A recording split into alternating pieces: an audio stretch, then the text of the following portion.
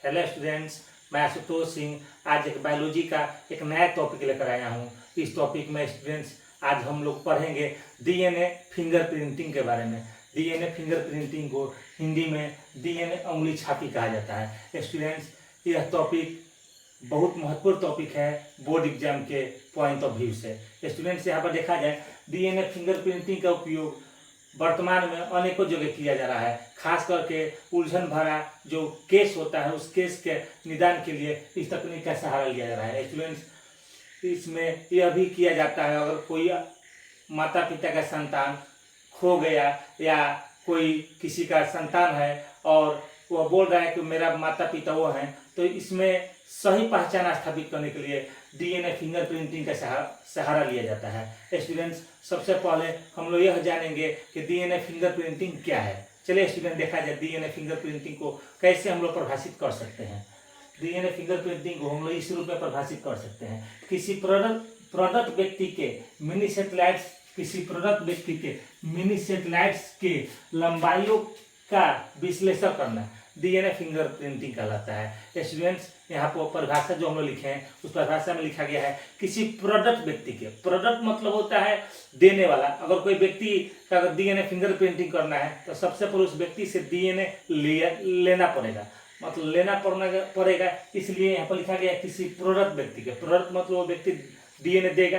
किसी प्रोडक्ट व्यक्ति के मिनी सैटेलाइट्स के लंबाइयों का विश्लेषण करना डीएनए फिंगरप्रिंटिंग कहलाता है, जिसको हिंदी में डीएनए उंगली छापी कहते हैं। स्टूडेंट्स, आगे हम लोग जानेंगे यह मिनी सैटेलाइट्स क्या है। स्टूडेंट्स, हम लोग को मिनी सैटेलाइट जानने से पहले इन सभी बातों का जानना होगा। इसके बाद हम लोग नीचे हम लोग मिल जाएगा कि मिनी सैटेलाइट्स क्या है। स्टूडेंट्स, देखा जाए हम लोग के शरीर में अभी तक जो जानकारी मिला है इससे पूर्ण रूप से क्लियर हो चुका है कि हम लोग का शरीर में लगभग 30,000 जीन की संख्या है। हम लोग का शरीर में जीन की संख्या लगभग 30,000 है। स्टूडेंट्स, इस 30,000 जीन में से केवल 2% जीन प्रोटीन निर्माण में भाग लेता है। शेष 98% जीन में से 30 से 40% जीन के अनुक्रम दोहराए जाते हैं। स्टूडेंट्स, एक बार और गौर किया जाए, हम लोग को अभी तक वैज्ञानिकों के द्वारा यह जानकारी दिया गया है कि हम लोग का शरीर में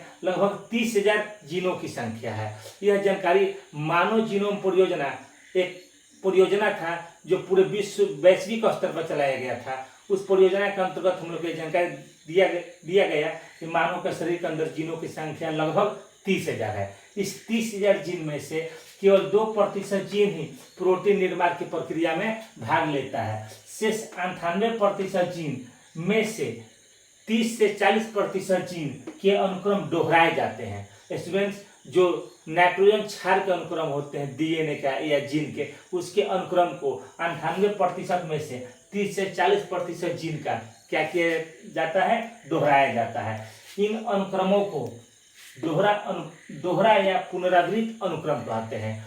मतलब स्टूडेंट्स, अब क्लियर हो जाना चाहिए हम लोग को कि जो 98% जो शेष जीन है 2% को छोड़ दिया जाए तो उस 98% में से 30 से 40% जीन के अनुक्रम को दोहराया जाता है। अर्थात इसको ऐसे बोला जाए, जीन के नाइट्रोजन क्षार के अनुक्रम को दोहराए जाते हैं। और इन अनुक्रमों को दोहरा अनुक्रम या पुनरावृत्त अनुक्रम कहा जाता है। आगे स्टूडेंट देखा जाए, यह अनुक्रम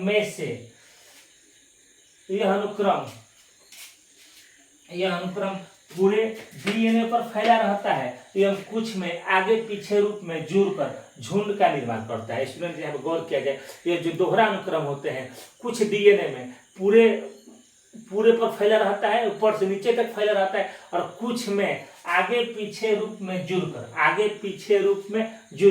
झुंड का निर्माण करता है। आगे पीछे रूप में जुड़कर झुंड का निर्माण करता है। एवं इस झुंड को सैटेलाइट्स कहते हैं। एवं इस झुंड को क्या कहा जाता है, सैटेलाइट्स कहा जाता है। देखा जाए स्टूडेंट्स, आगे जिस सैटेलाइट्स में सबसे कम दोहरा अनुक्रम होता है उसे मिनी सैटेलाइट्स कहते हैं। स्टूडेंट्स, यहाँ गौर किया जाए, मिनी मतलब छोटा होता ही है। हम लोग एक एग्जाम्पल के लिए ले सकते हैं, सुने होंगे पहले बहुत ज़्यादा यूज किया था मिनी बस। मिनी मतलब छोटा, बस तो मिनी का अर्थ छोटा होता है। तो यहाँ पर लिखा गया है सैटेलाइट्स तक हम लोग को क्लियर हो जाना चाहिए कि जो अभी तक 30,000 जीन्स के बारे में हम लोग को पूर्ण रूप से क्लियर हो चुका है कि हम लोग का शरीर के अंदर प्रत्येक कोशिकाओं में 30,000 जीन है और उस 30,000 जीन में से 2% जीन ही प्रोटीन निर्माण की प्रक्रिया में भाग लेता है और शेष बचे 98% जीन में से 30 से 40% जीन प्रोटीन संश्लेषण की प्रक्रिया में भाग नहीं लेता है, बल्कि यह जीन करता क्या है, यह 30 से 40% जीन ये अनुक्रम क्या किए जाते हैं, दोहराए जाते हैं। इन अनुक्रमों को दोहरा अनुक्रम या पुनरावृत्त अनुक्रम कहा जाता है। यह अनुक्रम पूरे डीएनए पर फैला रहेगा या कभी कभी कुछ डीएनए में आगे पीछे रूप में जुड़कर झुंड का निर्माण करता है तथा इन्हीं झुंड को सैटेलाइट्स कहते हैं। जिस सैटेलाइट्स में सबसे कम दोहरा अनुक्रम पाया जाएगा उस सैटेलाइट को हम लोग मिनी सैटेलाइट्स कहते हैं। स्टूडेंट्स, जो डीएनए अंगुली छापी का जो परिभाषा है वहां पर परिभाषा में लिखा है, हम लोग शब्द लिखे थे, किसी प्रदत्त व्यक्ति के मिनी सैटेलाइट्स के लंबाइयों का विश्लेषण करना डीएनए अंगुली छापी कहलाता है। तो हम लोग किसी प्रदत्त व्यक्ति मतलब किसी डीएनए देने वाले व्यक्ति को प्रदत्त व्यक्ति कहते हैं। और मिनी सैटेलाइट्स का मतलब यहाँ स्टूडेंट्स क्लियर हो गया कि जिस सैटेलाइट्स में सबसे कम दोहरा अनुक्रम होगा उसे मिनी सैटेलाइट्स कहा जाता है। तो यह जीन में पाया जाता है मिनी सैटेलाइट्स। जिस जीन में सबसे कम दोहरा अनुक्रम होगा उसी भाग को जीन के हम लोग क्या कहते हैं, मिनी सैटेलाइट्स। और किसी प्रदत्त व्यक्ति के मिनी सैटेलाइट्स को लेकर उसके लंबाई का विश्लेषण किया जाता है और लंबाई का विश्लेषण को हम लोग डीएनए फिंगरप्रिंटिंग कहते हैं। स्टूडेंट्स, आगे दिखा दे इसके बारे में, डीएनए फिंगरप्रिंटिंग के बारे में जानकारी किसने दिए थे।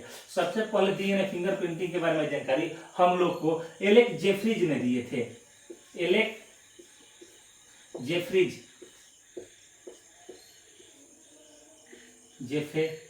एलेक जेफेरीज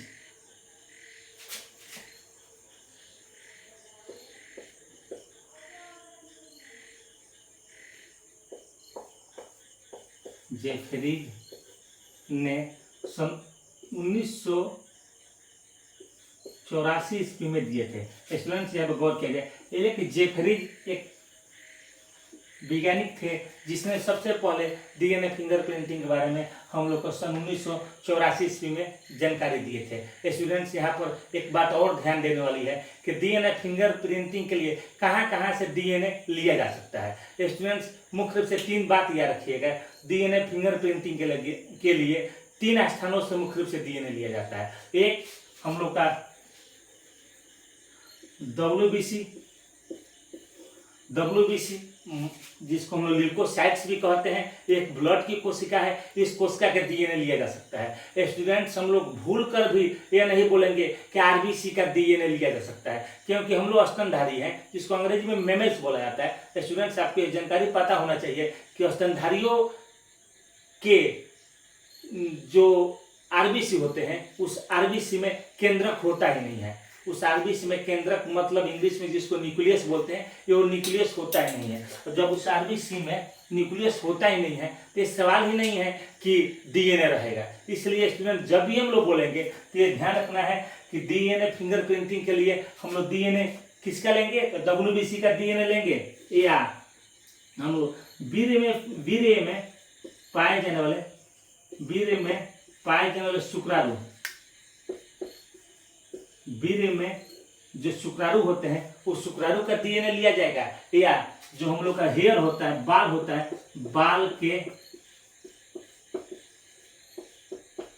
जड़ वाले भाग में पाए जाने वाले कोशिकाओं का डीएनए लिया जाता है। स्टूडेंट्स, इस बात को एक बार और क्लियर कर लिया जाए, स्पष्ट रूप से एकदम हम लोग को जानकारी पता हो जाना चाहिए कि डीएनए फिंगरप्रिंटिंग के लिए कहाँ कहाँ से डीएनए लिया जा सकता है। डीएनए फिंगरप्रिंटिंग के लिए हम लोग WBC का डीएनए ले सकते हैं, इसके अलावा वीर्य में पाए जाने वाले शुक्राणु का डीएनए ले सकते हैं, या बाल के जड़ के कोशिकाओं में जो डीएनए है उस डीएनए को ले सकते हैं। स्टूडेंट, इस बात को हम लोग पूर्ण रूप से क्लियर हो चुका है कि डीएनए फिंगरप्रिंटिंग है क्या। तो परिभाषा में ऐसे बोल सकते हैं लोग, किसी प्रदत्त व्यक्ति के मतलब डीएनए देने वाले व्यक्ति के मिनी सैटेलाइट्स के लंबाइयों का विश्लेषण करना डीएनए फिंगरप्रिंटिंग कहलाता है। आगे इसमें हम लोग जाने थे कि मिनी सैटेलाइट्स क्या है। तो मिनी सैटेलाइट जानने के लिए पूरी इस बात को हम बताए हैं। उसके बाद आगे हम लोग देख रहे हैं डीएनए फिंगरप्रिंटिंग के बारे में सबसे पहले जानकारी हम लोग को एलेक जेफ्रीज ने दिए थे सन 1984 ईस्वी में। इसके बाद समझिए जाने डीएनए फिंगरप्रिंटिंग के लिए डीएनए तो चाहिए, तो डीएनए कहाँ कहाँ से लिया जा सकता है। मुख्य रूप से तीन ही स्थान से डीएनए लिया जाता है। एक तो डब्ल्यूबीसी का डीएनए, आपको पता है डब्ल्यूबीसी जिसको ल्यूकोसाइट्स भी बोला जाता है, इसका डीएनए लिया जा सकता है, या वीर्य में पाए जाने वाले शुक्राणु, जिस शुक्राणु को हम लोग अंग्रेजी में स्पर्म बोलते हैं, इसके बारे में आप लोग जानते हैं, ये नर में नर युग्मक के रूप में रहता है, तो शुक्राणु का डीएनए लिया जा सकता है, या बाल के जड़ में पाए जाने वाले कोशिकाओं के डीएनए को लिया जा सकता है। अब एक बात हम लोग यहाँ पर स्टूडेंट्स और गौर कर ले, डीएनए फिंगरप्रिंटिंग कहाँ कहाँ पर किया जा सकता है। डीएनए फिंगरप्रिंटिंग तो अनेकों जगह पर किया जाता है, अनेक जो उलझन भरा केस होता है उसके निदान के लिए इस तकनीक का उपयोग किया जाता है। लेकिन मोटे तौर पर हम लोग जानेंगे डीएनए फिंगरप्रिंटिंग का उपयोग अपराधी के पहचान के लिए किया जा सकता है, या बलात्कार की स्थिति में किया जा सकता है। अगर कोई किसी का बलात्कार हुआ है, अगर उस कंडीशन में अगर वो केस करती है और वहां पर कानूनन रूप से अगर उसका बारे में अच्छा से जानकारी प्राप्त करना है, सही अपराधी को पकड़ना है, तो इस तकनीक का उपयोग किया जा सकता है। इसके अलावा डीएनए फिंगरप्रिंटिंग का उपयोग पैतृत्व स्थापित करने में किया जा सकता है। पैतृत्व स्थापित करना मतलब माता पिता से संतान का पहचान करने के लिए किया जा सकता है। स्टूडेंट्स, यहाँ पर हमको